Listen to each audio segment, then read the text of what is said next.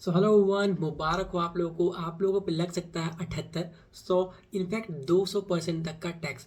और भी पेनल्टी के तौर पर। अब ये लगे कैसे भाई? लगा कौन रहा है? भाई लगाएगी सरकार। और लगाएगी इतनी खराब तरीके से ना कि आपके मुंह से एक वर्ड नहीं निकलेगा। देखो भाई, गरीब के पास ऐसे पैसे नहीं होते हैं, वो तो खैर साफ बच जाएगा। अमीर के पास टैक्स बचाने के करोड़ों तरीके हैं। किसी एनजीओ में डाल देगा, कोई संस्था खोल देगा, या फिर हो सकता है किसी से गिफ्ट ले ले, किसी से गिफ्ट दे के पैसे और गिफ्ट ले ले। उनके पास बहुत सारे उपाय हैं भाई, इन सब चीज़ों पर टैक्स नहीं लगता। बट यहाँ पे फंसे कौन? आप जैसे और हम जैसे लोग जो कि मिडिल क्लास में आते हैं। भाई, कमाओगे उस पर टैक्स, खर्च करोगे उस पर टैक्स, किसी खर्च करके आपने पैसा इकट्ठा किया उसे इन्वेस्ट करोगे उस पर टैक्स, ठीक है। और उसका हिसाब नहीं दोगे तो पेनल्टी होगी 200% तक की। अब भाई, इतना जो रूल है, इतना रेगुलेशन जो आने वाला है, ये आने वाला है 1 अप्रैल 2026 से। तो आज हम इसके बारे में इत्मीनान से एकदम विस्तार में बात करने वाले हैं, और आप लोगों को मैं ऐसे ऐसे चीज़ बताने वाला हूँ जो कि पूरे इंटरनेट पे आई डोंट थिंक कोई बताएगा। और जितना खुल के मैं बताने वाला हूँ ना, सच बता रहा हूँ, ना कोई अभिनेता, ना कोई नेता, इनफैक्ट कोई भी इन्फ्लुएंसर तक इतना नहीं बताएगा। तो मैं आप लोगों को खुल के बताने वाला हूँ। तो आइएगा, इस वीडियो को शुरू करते हैं। और बहुत ज़्यादा गुस्से और भड़ास के साथ इस वीडियो को आप लोग कमेंट में भी भर दें, जो भी आप लोग के मन में होगा। तो वीडियो को शुरू करते हैं। तो गाइस, सबसे पहले बात कर रहे थे कि सरकार को जो डाटा है कि ट्रांजेक्शन कितना कर रहे हैं, किससे कितना लेन देन कर रहे हैं, वो कैसे पता लगेगा। अब देखो भाई, सरकार जो है ना बहुत ज़्यादा चालाक है। एआई का ज़माना है। अब सरकार यहाँ पे यूज़ कर रही है ट्रांजैक्शंस को ट्रैक करने के लिए एआई का, प्लस डाटा एनालिटिक्स का। अब इन दोनों चीज़ों को यूज़ करके ना सरकार को ये पता लग जाता है कि हम लोग कहाँ कहाँ से कितना ट्रांजेक्शन कर रहे हैं। अब बहुत लोग ये सोचते हैं ना भाई कि मैं अपना अकाउंट ही नहीं शो करूँगा, मैं जीएसटी बनाऊंगा ही नहीं, मैं तो आइटर फाइल ही नहीं करता हूँ। बट यहाँ पे कैश है।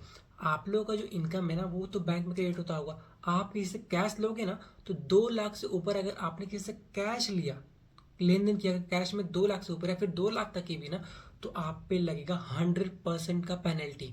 क्योंकि ये टैक्स सिस्टम पूरा चेंज हो गया है पहले से।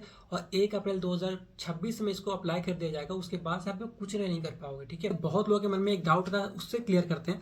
बहुत लोगों को ये डाउट रहता है कि भाई देखो, सबको ये पता है कि सरकार के पास सारा ट्रैक है, सारा रिकॉर्ड है कि हम कितना ट्रांजेक्शन अपने बैंक अकाउंट में कर रहे हैं, कहाँ से पैसा है, सब कुछ सरकार को पता है। बट ये पता चलता है क्या सरकार को? तो ये पता ऐसे चलता है कि सरकार, अगर आप इंडियन पीपल हो, इंडियन के नागरिक हो, तो आप लोग क्या कहा जाता है, आप अपना बैंक अकाउंट बनवाओ। बैंक तो सबको, कोई किसी के पास नहीं भी है, लेकिन आधार कार्ड सबके पास होना चाहिए, ठीक है। पैन कार्ड सबके पास होना चाहिए। वोटर आईडी कार्ड सबके पास होना चाहिए। वोटर आईडी भी बहुत लोग नहीं बनवाते, चलो कोई दिक्कत नहीं है। बट आधार कार्ड और पैन कार्ड ये मैंडेटरी है कि सबको बनवाना ही है, ठीक है। अब आधार कार्ड और बैंक कार्ड, ये दोनों कनेक्ट होते हैं हमारे बैंक अकाउंट से। और इन्हीं से डाटा निकाला जाता है कि आपके पास कितने सारे बैंक अकाउंट है। आपके पास हजारों अकाउंट है ना, अगर बैंक अकाउंट अलग अलग बैंक में, अलग अलग जगह पे, लेकिन वो बने कैसे? पैन कार्ड और आधार कार्ड से। आप जब भी बैंक अकाउंट खुलवाने के लिए किसी भी बैंक में जाते होगे, तो वहाँ पे आपसे आधार कार्ड और पैन कार्ड मांगा जाता है। तो ये तो सबसे बड़े जरिए हैं हमारे ट्रांजेक्शन को ट्रैक करने के। तो ऐसे पता लगता है सरकार को कि हम कैसे कितना ट्रांजेक्शन कर रहे हैं, और उस पर कितना पेनल्टी मारना है इसको, ठीक है। तो अब बात करते हैं दूसरी वाली। अब गाइस, यहाँ पे दूसरी बात ये निकलती है कि बहुत लोग यहाँ पे बहुत विद्वान हैं हमारे देश में।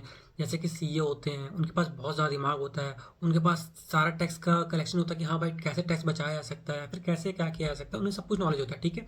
और कुछ जो फाइनेंशियल फील्ड में काम करते हैं लोग, उन्हें बहुत सारा नॉलेज होता है। कुछ लॉ में काम करते हैं, उन लोगों को सारा कुछ पता होता है कि हाँ भाई, कैसे क्या करना होता है, ठीक है। बट उन लोगों पे एलिगेशन अब लगने वाले हैं, वो ऐसे क्योंकि अब सरकार यूज़ करने वाली है एआई प्लस डेटा एनालिटिक्स। अब इन दोनों चीज़ों को यूज़ करके सरकार और ज़्यादा एडवांस हो गई है। आपके पास बचने का कोई उपाय नहीं है। और अगर आपके इनकम और एक्सपेंसेस इन दोनों का मिसमैच हो गया ना, मतलब आपने अगर 10,000 रुपये कमाए हैं और 11,000 रुपये अपने एक्सपेंस में खर्च कर दिया ना, तो आप पे बैठ सकता है इनकम टैक्स का नोटिस। ये बस एग्जांपल है, ऐसे तो 10 लाख के ऊपर का है ये सब बात, ठीक है। बट मैं आपको एग्जांपल के लिए छोटे अमाउंट से बता रहा हूँ। तो अगर मिसमैच होता है, उस पर भी आप पे इंक्वायरी बैठ जाएगी।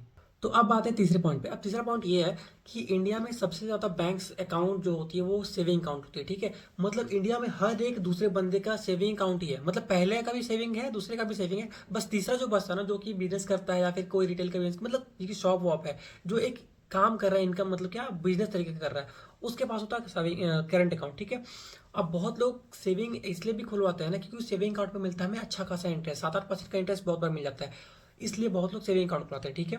बट यहाँ पे कैच ये है कि अगर आपने अपने सेविंग अकाउंट में 10 लाख या उससे अधिक कैश अगर डिपॉजिट कर दिया, उस पे आप लोगों को लग सकता है 100% का पेनल्टी।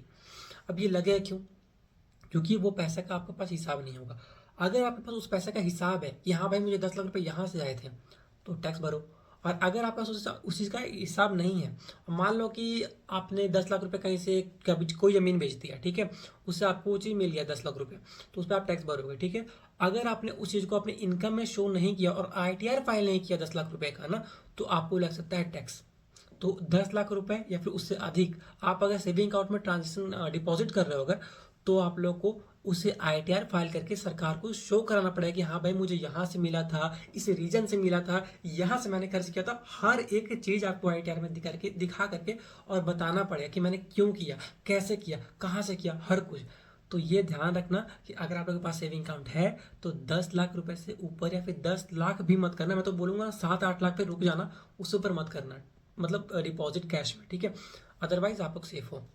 अब देखो यार, ये जो सिस्टम बनाया गया ना, इसका नाम रखा गया है सेक्शन 68, जिसमें कि कहा गया, इस चीज़ को कहते हैं फाइनेंशियल फील्ड में अनएक्सपेक्टेड कैश क्रेडिट, ठीक है। अगर आपका अनएक्सपेक्टेड कैश क्रेडिट होता है 10 लाख रुपए तक का, तो आप पे टैक्स मारा जाएगा अच्छा खासा, ठीक है। तो इसी से आप लोग बच के रहना। अब देखो यार, अपन लोग सेविंग अकाउंट की बात कर ही रहे हैं, तो बहुत एक डिटेल बात है जो कि आपको शायद ही इंटरनेट पर कोई बताया गया, फिर बैंक वाले आपको शायद ही बताएंगे। देखो, अगर आप लोग भारी कैश जमा करते हो या फिर एक साल में 20 लाख या 30 लाख तक का अगर आपका अमाउंट पहुंच जाता है ना साल भर में, मतलब 12 महीने में, तो आप लोग को बैंक या तो ऐसा कह सकता है कि आप अपने करंट अकाउंट में स्विच करो। अदरवाइज आप लोग पे नोटिस आ सकता है कि भाई आपने ट्रांजेक्शन किया है और कहाँ से हुआ, और तुरंत इनकम टैक्स वाले आएंगे और आप पे यहाँ पे इंक्वायरी बिठा सकते हैं। तो 20 लाख या 30 लाख जैसा कोई अमाउंट आपके पास साल भर में होता है ना, तो आप पे इनकम टैक्स का नोटिस आ सकता है, इनफैक्ट इंक्वायरी भी बैठ सकता है। तो अगर आपका उनका ट्रांजेक्शन होता है अगर ईयरली, तो आप लोग करंट अकाउंट में स्विच कर लो। अब भाई एक और दुखद खबर मैं आप लोग को बताना चाहता हूँ कि अगर आप लोगों के पास हेल्थ इंश्योरेंस है, मतलब खुद का बीमा आप लोगों ने करा रखा है, उस पे भी इनकम टैक्स का नोटिस आ सकता है। वो ऐसे आ सकता है कि अगर आपने इनकम टैक्स का, सॉरी, अगर आपने अपना हेल्थ इंश्योरेंस करा रखा है और उसका जो प्रीमियम है वो अगर आप लोगों ने कैश में पे कर दिया ना, उस पर भी इनकम टैक्स आपको नोटिस भेज सकता है, इंक्वायरी बैठ सकती है। समझ रहे हो? तो अगर आपने हेल्थ इंश्योरेंस ले रखा है तो मेक श्योर कि आप लोग अपना जो पेमेंट है उसका प्रीमियम का, वो ऑनलाइन करो, ठीक है, या बैंक ट्रांसफ़र करो, बट कैश में ना करना, ना तो उस पर भी आप लोग पे टैक्स लग सकता है और इंक्वायरी बैठ सकती है गाइस। तो ये भी है। अब बात करते हैं साइबर कैफे वाले लोग की, या फिर जो लोग ऐसे हैं जो कि बोलते हैं कि भाई मुझे तू इतना पैसा दे दे, मैं मतलब तेरे को थोड़ा 5-10 बढ़ा करके मैं तेरे को ट्रांजेक्शन कर दूंगा कल तक, ठीक है। ऐसा होता है ना कि मतलब आप मुझे कैश दे दो, मैं आपको ऑनलाइन ट्रांसफर कर दूंगा, ठीक है, ऐसा होता है ना। बट ये चीज़ बहुत ज़्यादा रिस्की होने वाली है अब, इसलिए क्योंकि अगर ये चीज़ आपने 2 लाख तक कर दी या फिर उससे ओवर, तो 100% का पेनल्टी लग सकता है। और उसमें आप लोग को ये भी होगा कि आपने क्यों लिया, कहाँ से लिया, और जितना लिया उसका डबल तो आपको भरना पड़ जाएगा, पहली बात। और अगर ऐसा लेते हो तो इनकम टैक्स का नोटिस डायरेक्ट आपके यहाँ पे आएगा।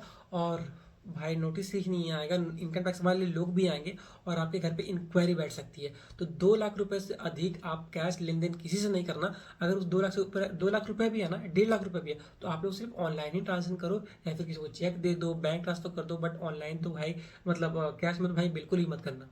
अब भाई जो दूसरी सबसे बड़ी मुझे खराब चीज़ लगी है, देखो पहले बात तो ये थी कि हेल्थ इंश्योरेंस पे अगर आप कैश प्रीमियम पे करते हो ना, तो उस पर आपको टैक्स लगता है, ठीक है, अगर आप बता नहीं पा रहे हो तो, अगर कैश में कर रहे हो तो ठीक है। दूसरी सबसे गंदी चीज़ मुझे ये लगी कि भाई अगर आप इतना टैक्स भरने के बावजूद अगर आप पैसे बचा करके कहीं से इन्वेस्ट करना चाहते हो, तो 10 लाख रुपए से ऊपर आप नहीं कर सकते एक साल में। मतलब आप सोचो कि भाई एक साल में, मतलब आप अगर आपके पास अच्छा खासा इनकम है तो आप 1 लाख रुपए पर मंथ अगर जमा कर रहे हो, वो नहीं कर सकते हो आप एक साल में।